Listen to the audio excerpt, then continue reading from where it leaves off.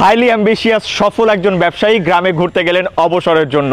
যে দেখলেন একটা জেলে অল্প কিছু মাছ নিয়ে নদীর তীরে ফিরে এসেছে, তাই তাকে প্রশ্ন করলেন এত কম মাছ নিয়ে কেন সে ফিরে এসেছে। তখন জেলে উত্তর দিল, কম সময় দিয়েছি তাই, সময় আর একটু বেশি দিলে আর একটু বেশি মাছ পেতাম। তখন বিজনেসম্যান তাকে বুদ্ধি দিল, যদি তুমি আর একটু বেশি সময় দিয়ে একটু বেশি মাছ সংগ্রহ করতে তাহলে প্রতিদিনের ইনকাম থেকে কিছুটা সেভিং হতো, যেটা দিয়ে তুমি ভবিষ্যতে একটা বড় নৌকা কিনতে পারতে। জেলে তখন পাল্টা প্রশ্ন করলো, তাতে কি এমন হতো?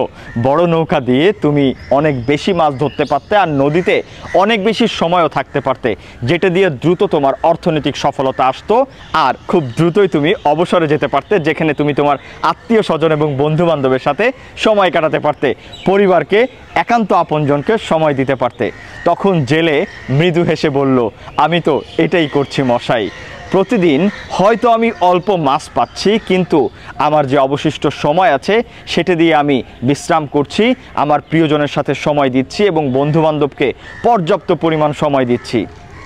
ইয়েস, গল্পের ঠিক এই জায়গায় আমরা মাঝে মাঝে বুঝতে ভুল করি, ভাবি আরও কিছু সফলতা আসলে হয়তো বা অবসরে যাব, আরও কিছু সফলতা আসলে বা ওই জিনিসটা পেয়ে গেলে আমি হয়তো আনন্দে থাকব।